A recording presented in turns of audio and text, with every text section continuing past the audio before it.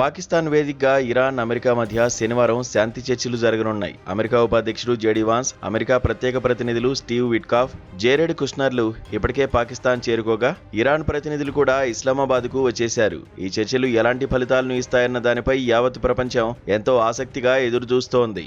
ఈ క్రమంలోనే అమెరికా అధ్యక్షుడు డొనాల్డ్ ట్రంప్ ఇరాన్కు సీరియస్ వార్నింగ్ ఇచ్చారు. అంతర్జాతీయ జలమార్గాలను బ్లాక్ చేయడం తప్ప ఇరాన్ దగ్గర మరో అస్త్రం లేదని అన్నారు. హోర్ముజ్ జలసంధిని తెరవాలన్నది తమ డిమాండ్ అని తేల్చి చెప్పారు. చర్చలు విఫలమైతే ఇరాన్పై మరిన్ని దాడులు చేస్తామని హెచ్చరించారు. అత్యుత్తమ ఆయుధాలతో సైన్యం ఇరాన్పై దాడి చేయడానికి సిద్ధంగా ఉందని వార్నింగ్ ఇచ్చారు.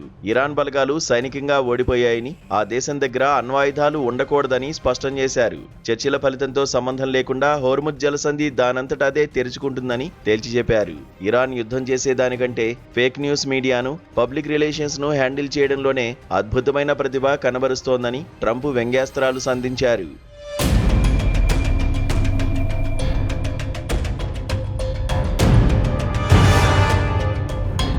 మరోవైపు పశ్చిమాసియాలో జరిగిన యుద్ధం ప్రపంచ దేశాలకు తీవ్ర ఆర్థిక నష్టం కలిగించింది.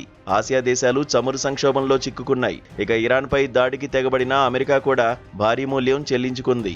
ఇజ్రాయెల్కు అండగా యుద్ధంలోకి దిగిన అమెరికా ఒక్కో సెకనుకు 9.8 లక్షల రూపాయల చొప్పున ఖర్చు పెట్టినట్లు పలు నివేదికలు వెల్లడించాయి. ఇరాన్ యుద్ధంలో అమెరికా నిమిషానికి 5.8 కోట్ల రూపాయలు ఖర్చు పెట్టగా మొత్తం యుద్ధం కోసం అగ్రరాజ్యం 30 నుంచి 35 బిలియన్ డాలర్లు అంటే భారత కరెన్సీలో 2.5 నుంచి 3 లక్షల కోట్ల రూపాయలు ఖర్చు పెట్టినట్లు పేర్కొన్నాయి. ఇది ప్రపంచంలోని చాలా దేశాల వార్షిక బడ్జెట్ కంటే ఎన్నో రెట్లు అధికం. మిసైల్ డిఫెన్స్ సిస్టమ్స్, యుద్ధ విమానాలు, డ్రోన్లు, క్షిపణులు, నౌకాదళ ఆపరేషన్లు, సైనిక లాజిస్టిక్స్ కోసం అమెరికా వేల కోట్లు ఖర్చు పెట్టింది. ఇంత భారీ ఖర్చు కారణంగా స్వదేశంలో డొనాల్డ్ ట్రంప్పై తీవ్ర వ్యతిరేకత పెరిగింది. ప్రజలను చంపడానికి మనం బిలియన్ల డాలర్లు ఖర్చు చేస్తున్నామని న్యూయార్క్ నగర మేయర్ జోహ్రాన్ మమ్దాని ట్రంప్ తీరుపై మండిపడ్డారు. ఆ డబ్బుతో శ్రామిక ప్రజల జీవితాలను సులభతరం చేయవచ్చని, మానవత్వాన్ని హరించే ధోరణి వ్యాప్తి చెందడానికి మనం అనుమతిస్తున్నామని ఆయన విమర్శించారు.